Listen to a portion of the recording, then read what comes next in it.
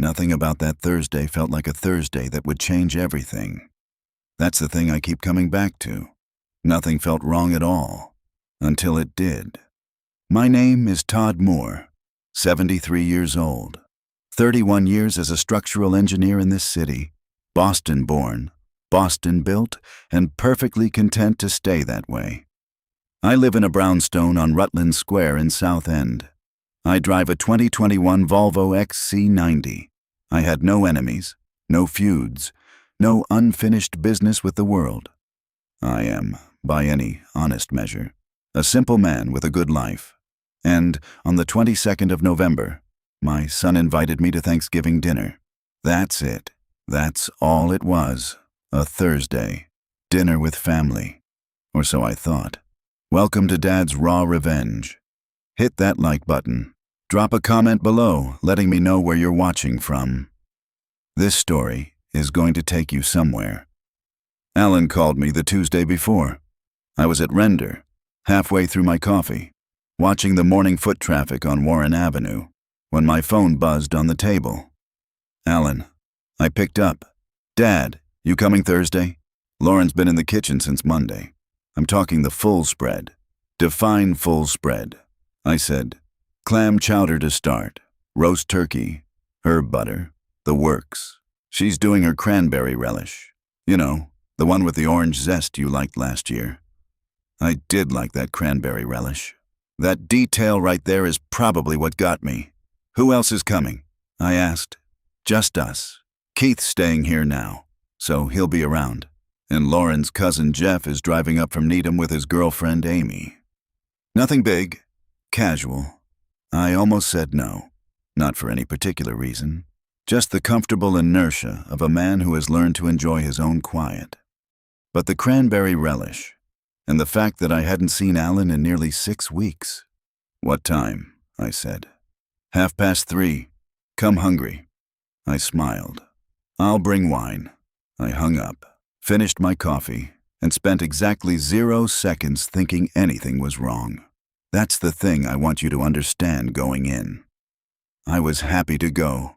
I was looking forward to it. Thanksgiving morning. I woke up at 7 o'clock, made coffee, read the Globe on my tablet, watched about 20 minutes of the parade on television before it became too loud for a quiet man's morning. I showered, dressed, gray slacks, a white button-down, my charcoal overcoat, stopped at the wine shop on Tremont Street, and picked up a bottle of Malbec, and drove the Volvo up to Chestnut Hill Avenue feeling, if I'm being completely honest, content. Alan and Lauren's house is a colonial revival. Brick-faced, black shutters, a front walk lined with ornamental boxwoods that Lauren tends like they're her children. The kind of house that announces its owner is doing well without technically bragging about it. I pulled in behind Keith's Jeep Grand Cherokee at 3:27 and sat for a moment, engine idling, looking at the house with the warm light coming through the front windows and the smell of roasting turkey already reaching me even through the closed car door. Nice, I thought. This is going to be a nice evening. Lauren answered the door before I knocked. She was in an apron, hair back, and she pulled me into a hug that I'll admit surprised me.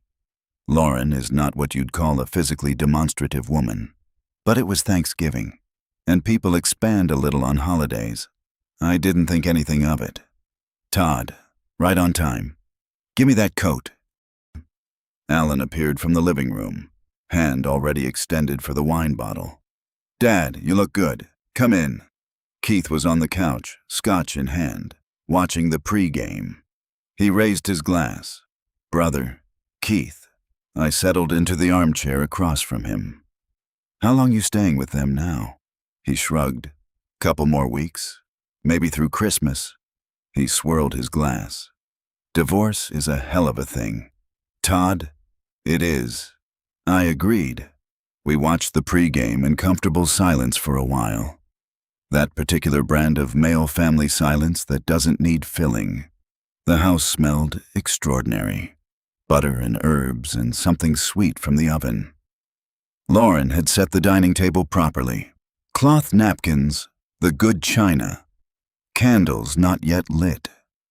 Jeff and Amy arrived from Needham around 4 o'clock. Quiet, pleasant people. The kind that contribute just enough conversation to keep a dinner moving without dominating it. Everything was completely, perfectly normal. I cannot stress that enough. About 20 minutes before Lauren called us to the table, Alan came in from the kitchen holding a small dark bottle. Brown label, minimalist font, the kind of packaging that signals it costs more than it should. Hey, Dad, before I forget. He held it out. I've been seeing this nutritionist Lauren got us on, and she put me onto this heavy metal detox drops, all natural. She says most people our age are carrying around accumulated environmental toxins and don't even know it. Does wonders for energy levels. Apparently. I looked at the bottle. I looked at my son. Alan, I'm not taking supplements from a nutritionist I've never met. Dad, I take what Dr. Harris tells me to take. That's it. It's not a medication. It's a supplement, like a vitamin. He sat down on the arm of the couch. Look, I've been taking it for 3 weeks. Lauren, 2. You mentioned being tired at the end of October, remember? On the phone? I had mentioned that. A passing comment about feeling run down after a long week. He remembered. It's completely natural. Alan continued. No interactions. I checked. I examined the bottle. The label listed botanical extracts, trace minerals, distilled water. Nothing alarming. Nothing that looked remotely pharmaceutical. My son had remembered an offhand comment I made about being tired and gone out and bought me something for it. I felt, in that moment, genuinely touched. A few drops, I said. In a drink. That's it. Lauren appeared at the doorway right then, apron off, hair down, carrying a glass of sparkling water. I already poured you one, Todd. It's really tasteless. I promise, you won't even know it's there. Alan measured the drops himself, carefully, 11 of them. I watched him count, the way you absently observe small domestic details without attaching meaning to them. Cheers, Dad. Cheers, I said, and I drank it. Dinner was everything Alan had promised. Lauren's clam chowder was the real Boston kind, thick, cream-based, chunks of potato and fresh clam, served with oyster crackers on the side. The turkey was properly rested. Herb butter worked under the skin. The kind of result that takes real effort. Cape Cod cranberry relish with orange zest. Parker House rolls still warm from the oven. Green beans with slivered almonds. Jeff opened a bottle of Pinot Noir he'd brought from Needham. Amy complimented the table setting. Keith had a third scotch. It was genuinely a wonderful Thanksgiving dinner. The conversation moved the way good family dinners do. Sports. Then real estate prices because you can't avoid it in Boston. Then Keith telling a story about a fender bender on the Mass Pike that was considerably more entertaining in telling than it had any right to be. Alan was relaxed. Lauren was warm. The candles were lit. I was happy. Midway through the main course, somewhere between the second roll and reaching for the cranberry dish, it arrived without announcement. My mouth went dry, completely suddenly dry, like someone had turned off a valve. I reached for my water glass and noticed, in a distant and confused way, that my hand felt slightly disconnected from the instruction I'd given it. A faint, metallic taste moved across the back of my tongue. I set my fork down quietly, took a breath. The room hadn't moved, but something in my equilibrium had shifted by a fraction. I felt warm, then not warm. Am I getting sick? I genuinely, 100% thought I was coming down with something. A bug. Maybe the start of a winter cold. I'm 73. The body occasionally sends memos without explaining itself. You all right, Ma?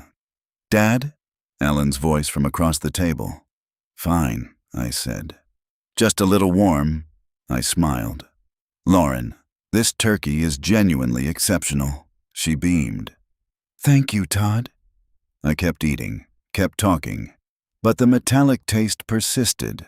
And the subtle wrongness in my equilibrium didn't pass the way a head rush does. It just quietly deepened. Maybe some water will sort it. "Excuse me a moment," I said, setting my napkin on the table. "Going to grab some water from the kitchen." "I can get it." Lauren half rose. Stay. Enjoy your dinner." I waved her back down. "I know where the kitchen is." The kitchen was quiet and cool after the warmth of the dining room. I filled a glass and stood at the counter drinking it slowly, waiting for whatever this was to pass. The metallic taste didn't pass. I set the glass down, and my hand, still not entirely cooperating, caught the edge of my napkin and sent it sliding off the counter. It drifted down and landed near the trash can, tucking into the narrow gap between the cabinet and the bin. I bent down to retrieve it, and I saw the blister pack.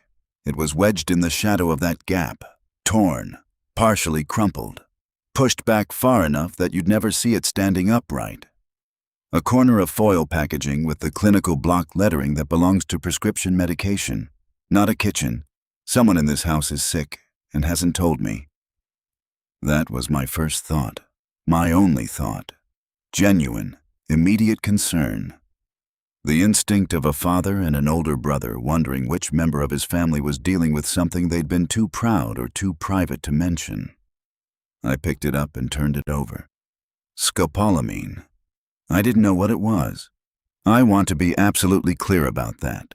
I was not alarmed by the name.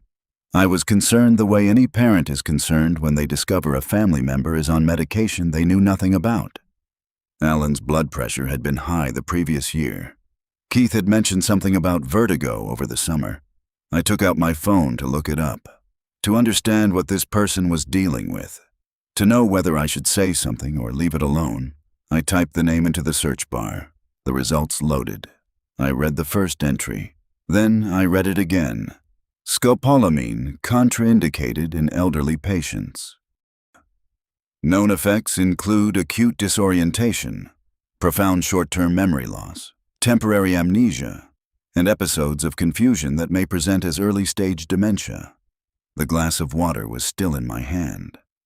From the dining room came the sound of Keith's laugh at something, loud and easy and completely normal, and the quiet underneath it of a family finishing Thanksgiving dinner. Elderly memory loss, confusion that may present as dementia. I stood completely still in my son's kitchen and let the information arrange itself in front of me the way structural data arranges itself when you're looking at the load-bearing math of a building and something in the numbers doesn't add up. The drops, 11 drops, carefully counted. Lauren already holding the glass. "You mentioned being tired at the end of October, remember?" No. It's not possible." The room tilted slightly, and I understood with a cold and horrible clarity that the tilt was not from a winter cold. It was not from wine. It was not from the warmth of a holiday table. It had been in my glass before I even sat down to eat. I stood at that kitchen sink with the water running and the blister pack in my trembling hand, and I felt my mind, my sharp, structured 31-year engineering mind, begin to reach for the edges of a possibility so awful that every decent instinct I had was still trying to reject it. I folded the blister pack carefully and slipped it into the breast pocket of my jacket. I turned off the tap. I picked up my water glass. I walked back to that dining room, sat down in my chair, smiled at my family and reached for the cranberry relish, and I said nothing because I didn't know yet. Not for certain. But something had changed in that kitchen that I couldn't change back. Before I left that night, Alan pressed 2 brand-new sealed bottles of the detox drops into my hands at the door. "Take them every day. Dad, you'll feel so much better." I looked at my son's face, open, warm, smiling, and I searched it the way you search a blueprint for the flaw you pray isn't there. "I will," I said. "Thank you, Alan." I walked to the Volvo. I sat in the dark for a moment before starting the engine. Maybe it's nothing. I myself. Maybe there's a perfectly reasonable explanation. I drove home to Southend and sat at my kitchen table and stared at that blister pack for a very long time. Then, I picked up my phone. Not because I was certain, because I needed to be sure. Stay with me, because what I found out, I wasn't ready for. There is a moment in every man's life when the ground beneath him shifts and nothing, not one single thing, will ever look the same again. Mine came at 11:47 on a Friday night in November, sitting alone at my kitchen table in South End, Boston. I hadn't touched the bottles. They were sitting right where I'd set them when I walked in, center of the kitchen table under the overhead light, like two small exhibits in a case that hadn't been named yet. I'd been staring at them on and off for the better part of 2 hours. The blister pack unfolded flat beside them, my coffee gone completely cold. Scopolamine. I'd read everything Google had on it by that point. Medical databases, pharmacology references, a NIH paper on anticholinergic toxicity in geriatric patients that I read twice, even though half the terminology required a second tab to decode. I am an engineer. When something doesn't add up, I do not stop at the first explanation. I follow the load path all the way to the foundation. What I found did not have a good foundation. Scopolamine was not a supplement. It was not a wellness product. It was a prescription-controlled substance with a narrow therapeutic window used in very specific, very monitored medical contexts. Patches for motion sickness, pre-surgical sedation. What it was not was an ingredient in an all-natural detox supplement handed to with man over Thanksgiving dinner. But maybe there's an explanation. The reasonable part of me kept saying, maybe it's a contaminated batch. Maybe it's a mislabeled product.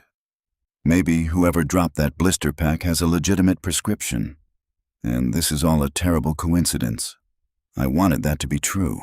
I want you to understand that. I am a father. I wanted there to be an innocent explanation more than I have ever wanted anything. But the engineer in me kept returning to one detail I couldn't explain away. 11 drops, carefully counted. Lauren already holding the glass. I picked up my phone. Erin Moore lives in Philadelphia, Pennsylvania. She is 29 years old and a practicing attorney, sharp as a surgical instrument and twice as precise. She left Boston 5 years ago after a bitter, irreparable falling out with Alan over their grandmother's jewelry. A dispute I now believe Alan manufactured from start to finish to remove the one person in this family who would never be fooled by him. At the time, I hadn't seen it that way. At the time, I'd stood in Alan's driveway watching Erin's taillights disappear down Chestnut Hill Avenue and told myself it was just siblings being siblings. I had been wrong about that. I had been wrong about a lot of things. Erin and I had maintained our relationship quietly. Phone calls, visits when Alan wasn't involved, a careful navigation around the fracture in the family. She never asked me to choose.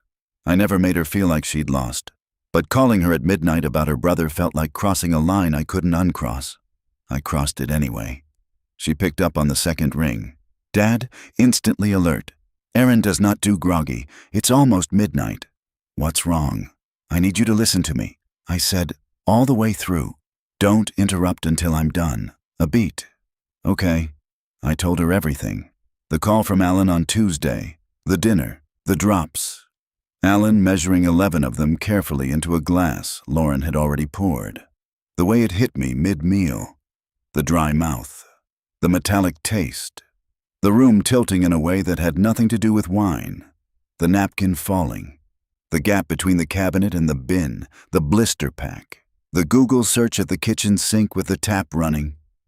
I told her about the 2 sealed bottles Alan pressed into my hands at the door with a smile. Take them every day. Dad. I talked for 11 minutes straight. Erin told me later she timed it. When I finished, the line went completely quiet, long enough that I checked the screen to see if the call had dropped. Erin, I'm here. Her voice had changed. The midnight alertness had shifted into something else entirely, a stillness I recognized. I'd heard it once before when she was 16 and discovered her high school principal falsifying attendance records for failing athletes. She dismantled the man so methodically he resigned before the school board had finished reading her documentation. That stillness, that gear change. Don't touch the bottles. she said. I'm not touching them. Sealed?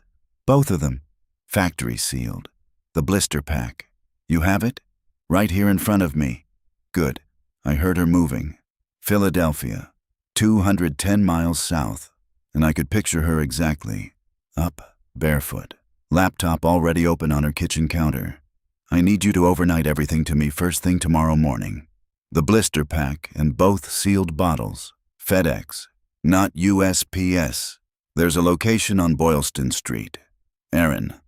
It's the Friday after Thanksgiving. FedEx hubs run through holiday weekends. They open at 8 o'clock. A pause. Pay cash. And Dad, don't put your name on the return address. Don't put your name on the return address. That sentence landed differently than the others because that wasn't a daughter being careful. That was an attorney treating this as evidence. What are you thinking? I asked, though part of me already knew I didn't want the full answer yet. I'm thinking I need to know what's actually in those bottles before either of us says another word. Her voice was controlled, precise. Can you do what I'm asking? Yes. Get some sleep. I'll call you at 7 o'clock. She called at 6:52. I drove to the FedEx on Boylston Street at 8:15 the next morning. Cold, flat November light. The public garden across the way was stripped bare. The swan boats long since put away for winter. The paths empty except for a man walking a retriever and a woman in a red coat moving fast with her head down. Boston in late November is a specific kind of lonely, beautiful, all gray sky and bare branches and the kind of cold that doesn't negotiate. I had the blister pack sealed in a Ziploc bag. Both bottles wrapped separately in paper towels. Padded envelope, taped securely. For the return address, I used my neighbor Frank DeLuca, a retired postal worker on Rutland Square who owed me a favor from a contractor dispute I'd helped him navigate 3 years back. Frank didn't ask questions. Good man. I paid cash. I watched the envelope go behind the counter. Walking back to the Volvo, I stopped on the sidewalk for a moment, hands in my coat pockets, and looked up at that pewter sky. What am I doing? What is this? This is my son. I stood there on Boylston Street, 73 years old, and I gave myself exactly 60 seconds to hope I was a paranoid old man who'd read too many medical websites on a sleepless night. Then I got in the car and drove home. 4 days later, Tuesday morning, I was sitting in my living room on Rutland Square pretending to read a book. I say pretending because I had read the same paragraph on page 61 approximately 14 times without retaining a single word. My phone was on the cushion beside me. It rang at 10:12. The lab results came back. Aaron's voice. No greeting, no preamble. I set the book down. Already? I rushed it. I know people at an independent toxicology lab. They owed me a turnaround. A breath. Dad, I need you to stay calm. I was already not calm. Tell me, both bottles, the sealed, factory packaged, all natural detox drops. They're laced with scopolamine, concentrated, significantly above any therapeutic threshold. She paused. The toxicologist flagged it immediately. His written report uses the phrase, and I'm reading this directly, consistent with intentional poisoning. The living room went very quiet. Outside on Rutland Square, a city bus ground up the street. Completely ordinary sound. Completely ordinary Tuesday morning. Intentional poisoning. How concentrated? I asked, because I am an engineer, and I needed the specific number even when the specific number was going to destroy me. Concentrated enough that taken daily, the way Alan instructed you, the cumulative effect on someone your age would produce rapid and severe cognitive symptoms, repeated disorientation episodes, significant memory gaps, confusion severe enough that anyone observing you over 2 to 3 weeks would have a very compelling medical record of serious cognitive decline, short sentences. My brain had stopped processing long ones. They needed me to look like I was losing my mind, I said. They needed documentation, Aaron said. Medical, behavioral, Witnessed. I also ran a trace on your property titles at the Suffolk County Registry of Deeds. Someone pulled a certified asset valuation and title search on your South End brownstone and your entire portfolio back in mid-October. The request didn't come from a bank. Dad, it came from a law firm in Brookline. A man named Richard Crane. A pause that felt like standing at the edge of something with no railing. I called a colleague who specializes in probate law in Norfolk County. Crane has a reputation in the dark corners of the Boston bar. He handles predatory guardianships. He quietly maps out high-net-worth seniors, coaches estranged family members on how to document behavior, and has them draft a preemptive guardianship and financial conservator petition. It sits in his office, completely drafted, just waiting for the client to trigger a medical emergency or a failed evaluation. The second you falter, they file it. And a probate judge strips you of your legal right to manage your own affairs, your estate, your accounts, your property.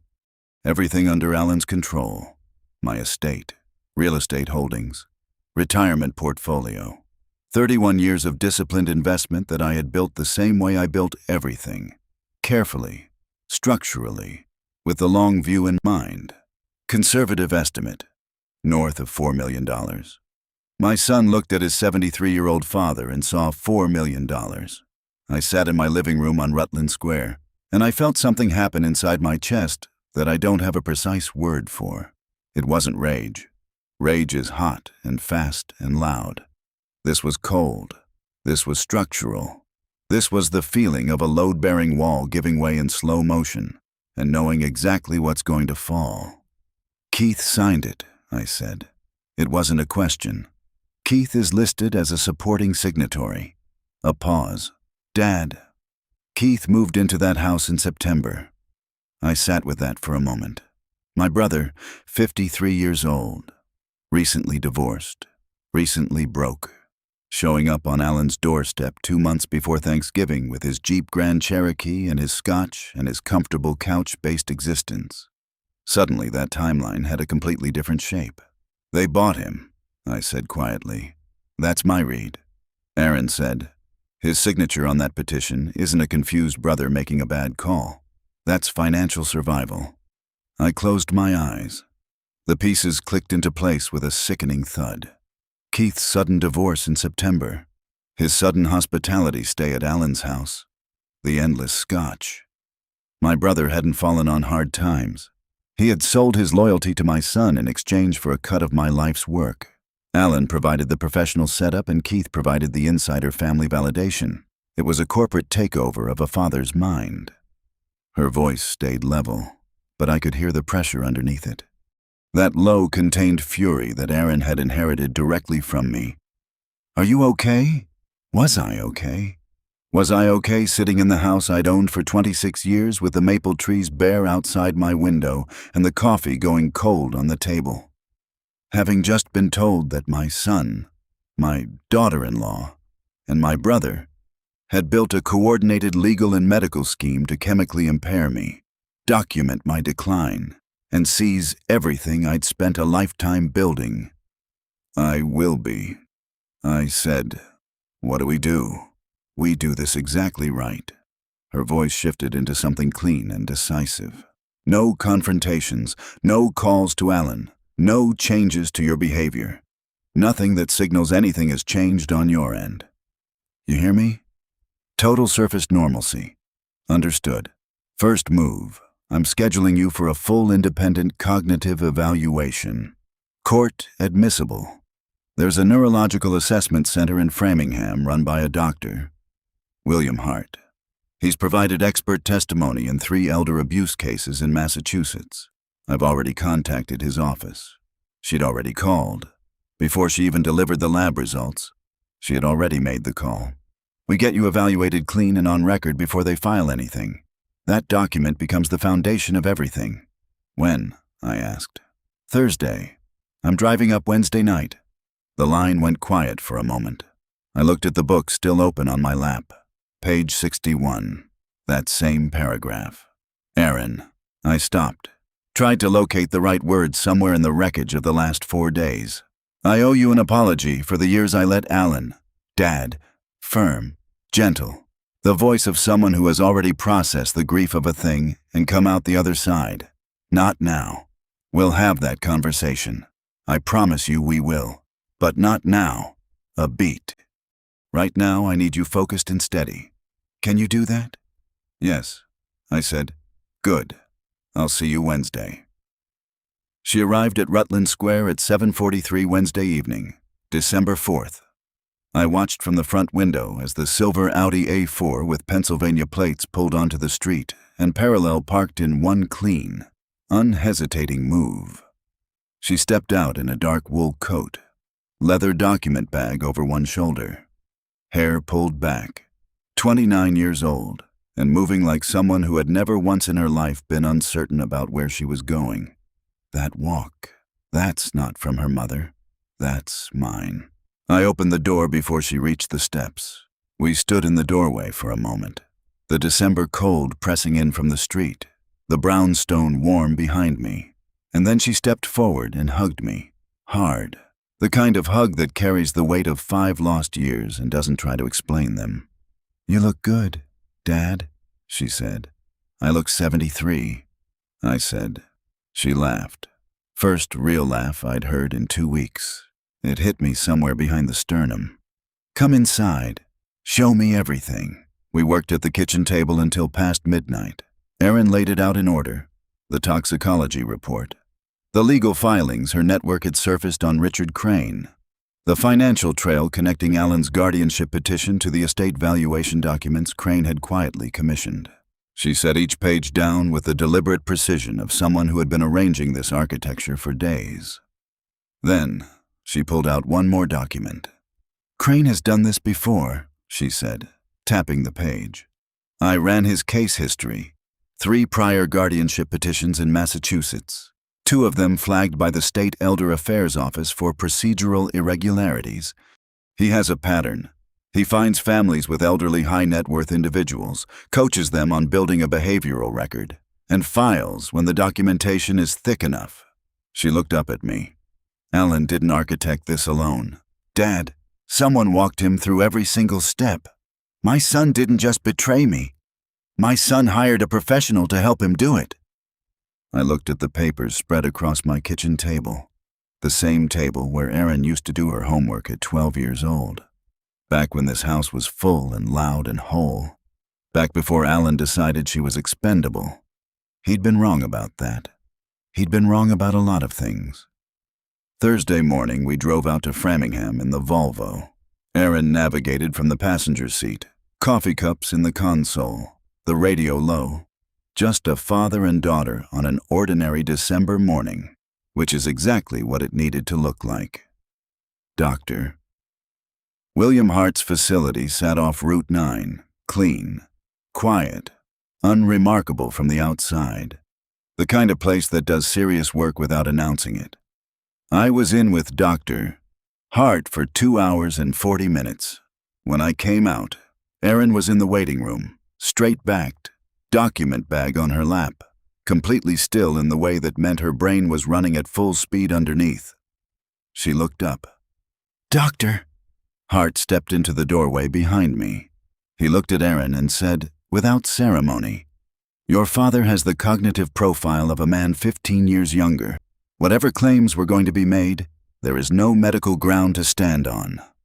I watched 3 things move across my daughter's face in sequence. Relief, rage, resolve. She stood, shook Doctor. Hart's hand, then she looked at me with those eyes, her mother's eyes. My stubbornness. This impossible combination that produced the most formidable 29-year-old I have ever encountered. And she said, quietly, Okay, now we build the case. And over the next 12 days, that is precisely what Erin Moore did. If you have been listening for a while, drop your thoughts in the comments, hit the like button while you're at it, and be sure you're subscribed. Erin filed a preemptive counterpetition in Suffolk County Probate Court, establishing my full legal competency. Dr. Hart's evaluation attached, dated, certified, and court admissible. Any guardianship petition Alan filed now would walk directly into a wall he didn't know existed. She submitted the toxicology report. Blister pack. Both sealed bottles. Full laboratory analysis to the Massachusetts State Police Elder Protective Services Unit. The report was classified as criminal evidence. A detective named Ron Paulson was assigned. Patient, thorough. The kind of man who builds a case the way I built structures, from the foundation up. She forwarded the complete paper trail to the Suffolk County District Attorney's Office. Richard Crane's involvement, the drafted petition, the 6-week preparation timeline, the prior case history. And then she did one more thing. One quiet, surgical thing she mentioned almost as a footnote while we were cleaning up the kitchen table at 1 o'clock in the morning. I filed a formal complaint with the compliance department at Harwick and Cole, she said, Alan's firm. I included a copy of the guardianship petition naming him as proposed financial conservator of your estate. She stacked the last folder and looked at me. That's a textbook conflict of interest for a licensed financial advisor. They'll have no choice but to act on it. I looked at my daughter. When did you do that? I asked. Tuesday, she said. Right after I called you with the lab results. She'd filed the complaint the same day she delivered the news, before I'd even asked, before we'd even discussed it. Alan was placed on administrative leave by Harwick and Cole on December 12th, pending internal review. He had no idea. He was still calling me every few days to ask if I was taking my drops. Every day, I told him, like clockwork. Let him believe that. Because here is what my son had failed to account for when he stood at his front door on Thanksgiving night and pressed 2 bottles of those so-called supplements into his father's hands with a warm smile. He forgot who raised me, and he severely, catastrophically, irreversibly underestimated who I raised.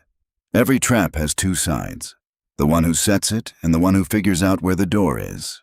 That morning of December 16th, I woke at 5:45, made coffee. I stood at my kitchen window and looked out at that gray Boston sky for a long time. Today was the day. Erin was already awake when I came downstairs. She was at the kitchen table in her socks, hair loose, reading something on her laptop with both hands wrapped around a mug. She'd been staying in the guest room for 11 days. 11 days of late nights at this same table. Closed-door phone calls, documents printed and annotated in red ink, and stacked and labeled folders that had slowly taken over the left side of my kitchen. She looked up when I came in, didn't say good morning, just looked at me steadily with those eyes. Her mother's shape my resolve and asked, "You ready?" I poured my coffee, sat down across from her. "More than ready," I said. "We move on the 16th, she said. "I'll call Paulson tonight." The trap Erin had built over those 12 days was a master class in structural engineering. She hadn't just built a legal defense. She had laid a criminal landmine. The competency certs from doctor. Heart were sealed and logged with the court. Detective Paulson's criminal case file was signed off by the D.E. The net was fully woven. We just needed them all in one room to pull the cord. The plan itself was simple. Simple plans are the only ones that work. I called Alan at 9 o'clock on the morning of December 16th. I told him I needed to sit down with the family about some estate paperwork, that my attorney had flagged some items that needed to be addressed in person before the end of the year. I kept my voice slightly uneven, slightly halting. The voice of a 73-year-old man navigating something administratively confusing. Alan agreed before I'd finished the sentence. Of course he did. Estate paperwork. In person. His father was confused and cooperative. As far as Alan was concerned, Christmas had arrived 12 days early and was standing on his doorstep in a charcoal overcoat. We settled in at 2 o'clock. Erin left the brownstone at 11 o'clock in the Audi. 2 stops to make. She didn't elaborate, and I didn't ask. I dressed carefully. Gray wool slacks, white button-down, the charcoal overcoat. I stood at the bathroom mirror for a moment and looked at the man looking back at me, and I straightened my collar and walked out the door. I arrived at Chestnut Hill Avenue at 1:55. Lauren answered before I knocked. Big, warm smile. The door swinging open with the practiced ease of a woman who'd been watching for my car. "Todd, come in, come in. Can I get you anything? Something to drink?" "Just water," I said pleasantly. "Thank you, Lauren." She didn't flinch, not even a flicker. Alan was in the living room with Keith. Both of them stood when I entered. That same careful, attentive deference that I now recognize for exactly what it was. No. Respect. Management. Keep the old man comfortable and calm and right where you need him. Dad. Alan pulled me into a hug. Firm, warm, completely convincing. The embrace of a man who believed he was days away from everything he'd been building toward. "Glad you came." "Sit down. Sit down." "In a minute," I said. I looked around that immaculate colonial revival living room. The same careful surfaces, the same staging. The last time I'd stood in this room, I was pretending to forget what my fork was for. I wasn't pretending anything today. I checked my watch. 1:58. 2 minutes. Alan settled into his chair with the loose, comfortable confidence of a man holding every card in the deck. "So, estate paperwork. What did your attorney flag?" I looked at my son across the room. 41 years old. My blood. The boy I'd taught to ride a bike on the Esplanade. Helped move into his first apartment in Alston. Watched marry Lauren on a June afternoon in the Berkshires. She flagged everything I said.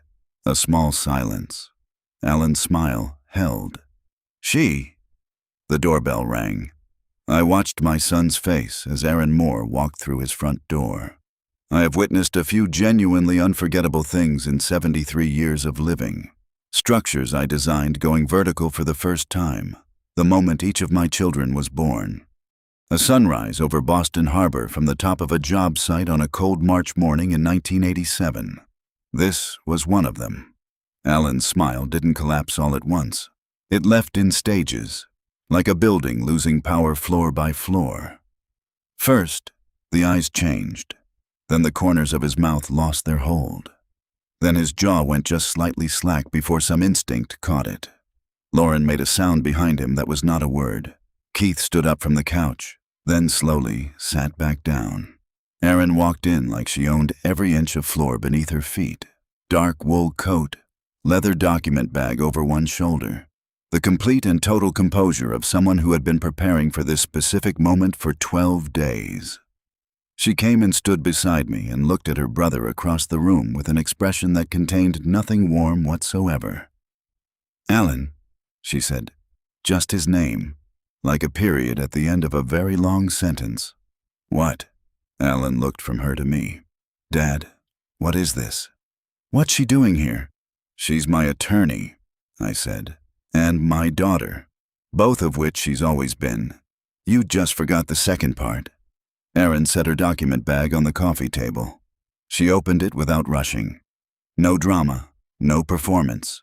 Just the clean efficiency of someone who had done this before and would do it again. The room was so quiet. I could hear the December wind pressing against the windows. She placed 3 documents on the table, side by side.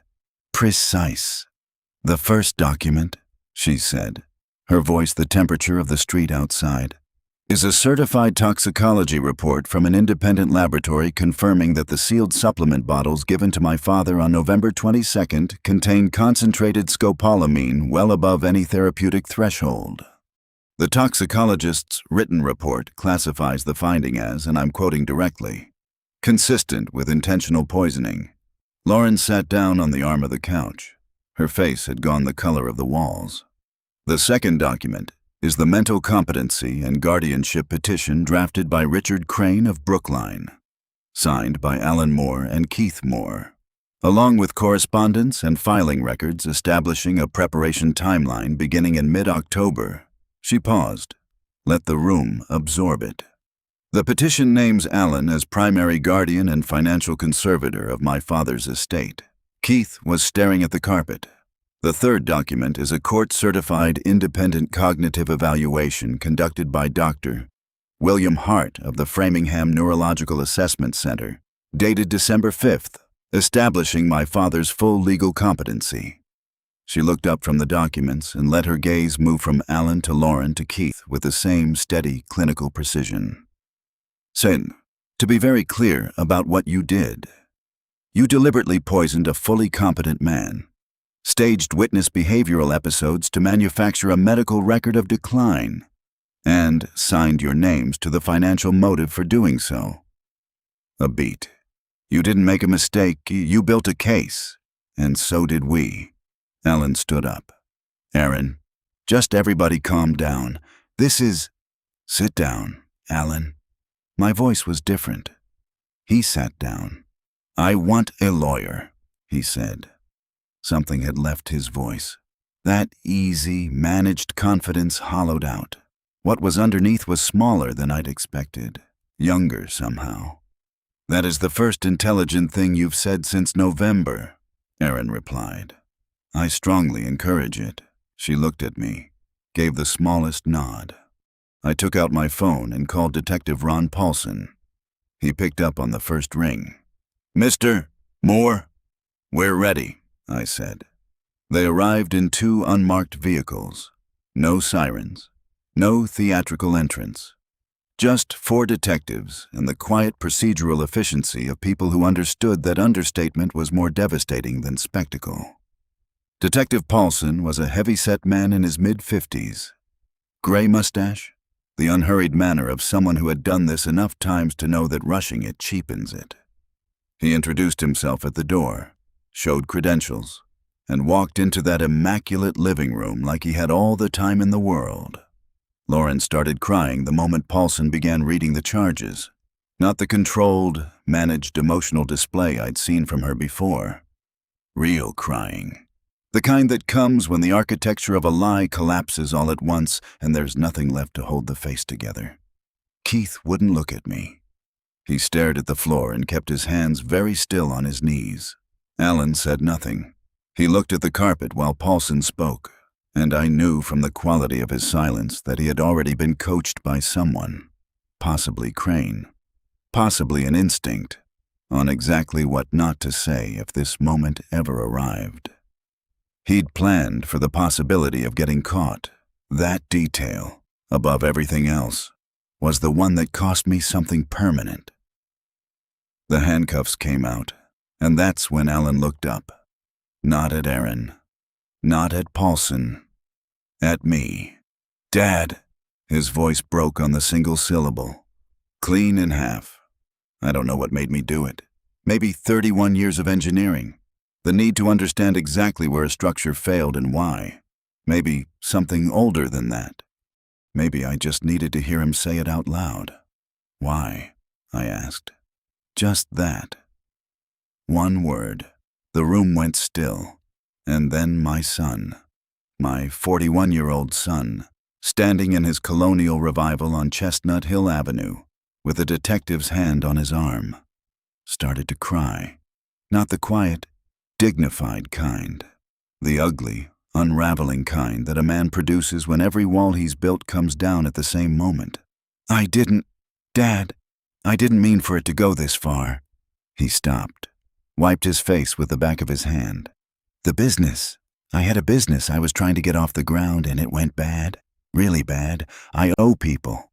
I owe serious money to serious people, and I didn't know what else to do in Keith." He glanced at his uncle, who was still looking at the floor. "Keith came to me in September. He said there was a way. He laid the whole thing out, and I said no at first. I said no, I'm not doing that. But you did it anyway," I said. "Lauren," his voice dropped. "Lauren said it wasn't. She said it wasn't like we were hurting you, that you were 73 and you'd either end up in a home or—" He couldn't finish the sentence. I looked at Lauren. She had both hands pressed over her mouth, tears running quietly, and she didn't look up. "He was old. He'd end up in a home or dead anyway, so it wasn't really wrong."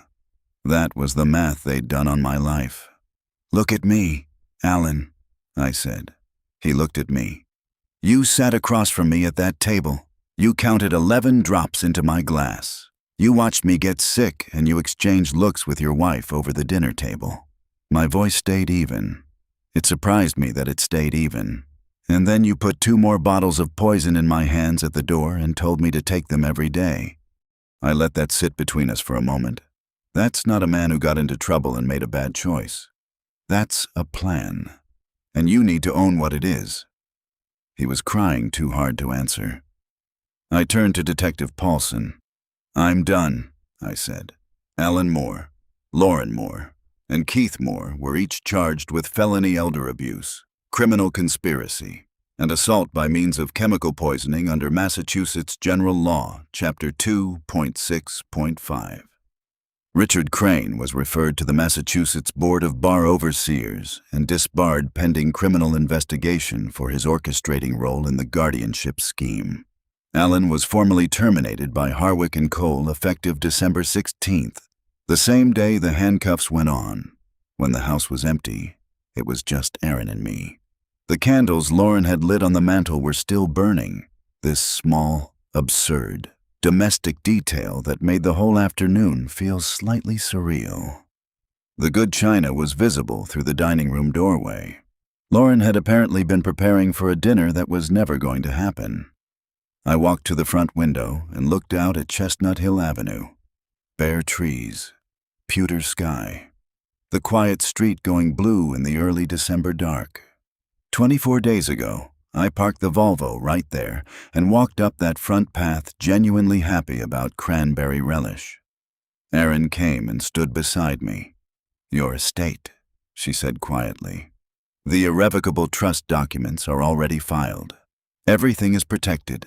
I'm the managing trustee. But Dad, it is entirely yours. Every decision, every distribution, every cent, I want you to be absolutely clear on that. She paused. This was never about the money for me. I knew that. I had always known that. That was the precise difference between my daughter and my son. One of them had looked at me across a table and seen a father. The other had looked at me and seen an estate. I know, I said. She leaned her head briefly against my shoulder. One moment. Then she straightened. Get you out of here? She asked. Yes, we walked out of that house together. I pulled the door shut behind me without looking back. The December air came at us clean and cold and honest. The best thing I'd felt in 24 days.